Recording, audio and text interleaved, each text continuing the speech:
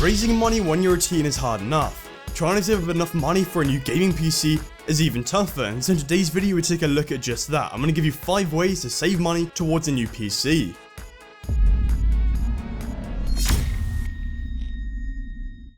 Even if you're on a tight budget, being able to muster up the coins for a new PC can be a real pain in the ass, but hey, if you know what to look for, you can save quite a bit.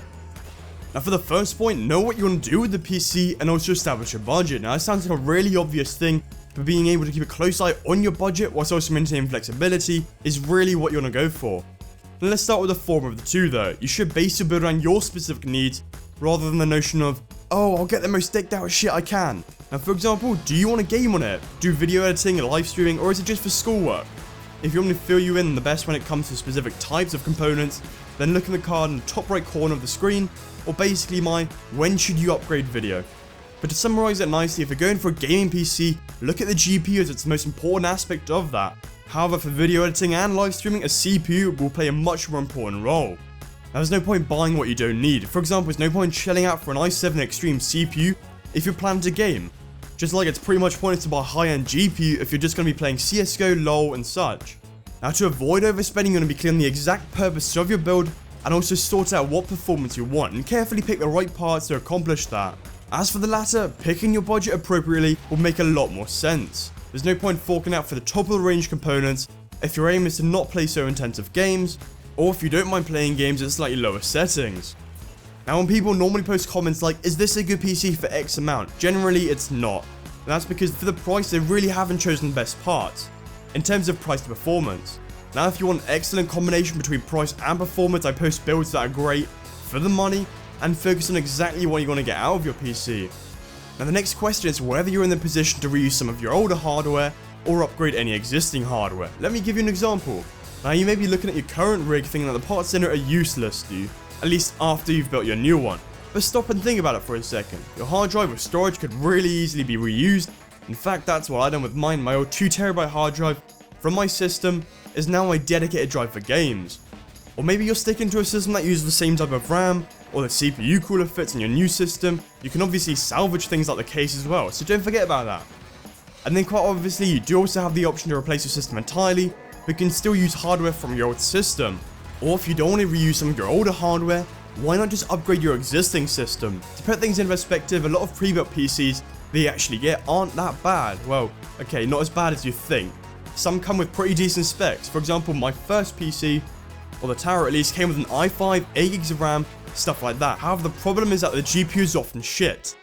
Even though they market it as a gaming PC, and quite frankly the power supply is about as unreliable as Sky Broadband. But yeah, for example, my old pre-built system had an i5, 8GB of RAM, and the only thing holding it back was a HD 6670. If I upgraded that to a mid-range or even high-end GPU, and upgraded the power supply as well, accordingly at least, I could get a really decent level of performance without having to actually buy a new system entirely, and instead just replace a few parts.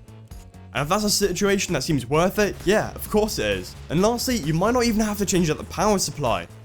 Now this is only if you do plan to upgrade the parts, and some GPUs are low power. Basically the PCIe slot itself will provide up to 75 watts just through the slot, and so if your power supply doesn't have any 6-pin or 8-pin connectors, cards like the GTX 950 low power model or the GTX 750 Ti will be able to handle that just off the slot alone. Pretty awesome.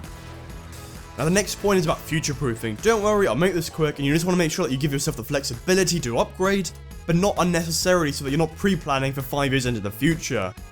It should save you money in that you're only looking to buy what you need right now or in the not so distant future. Now in this case, look for something that will allow you to add more RAM, storage, fans, GPUs and things like that. Future-proofing for technology is pretty much impossible. All you can do is make the best with what you've got and the budget you've got right now, and obviously make do with it.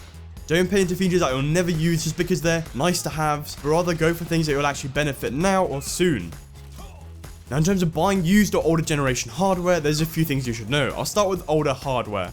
Most people don't actually know there's often exceptional value in older hardware, and going with a generation or two back is a really smart choice if you're looking to save money.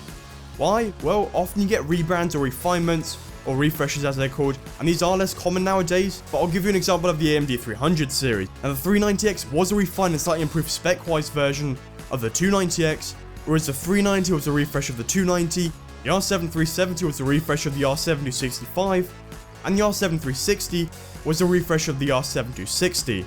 The point I'm trying to get at is that just because you don't have the newest line of GPUs doesn't mean that you can't get similar performance. And when you tend to go with the newest cards such as the RX and GTX 1000 series, these cards do end up being more power efficient, cooler, they somewhat have increased performance per watt over previous generations, and well, they're a really good bang for the buck, normally. But here's the way I see it, why pay more for similar performance? Cards like the 280X, 290 and 970 and things like that are still reduced in price, but much more affordable. Personally right now, a lot of the newer generation are worth it more than the older ones, compared to what it used to be a couple of years ago. But just bear that in mind. As for used hardware, I'm all for it. In a lot of cases it can save a lot of money, and it's perfectly fine. Hardware I wouldn't consider buying used though are hard drives, all-in-one water coolers, and in my case, power supplies. Generally these are things that can fail much easier, and have much more degradation than other components. Now if you're buying used parts, places like eBay and some subreddits are a really good place to look. Just make sure that you do have some insurance if you're buying it, which both eBay and PayPal do have.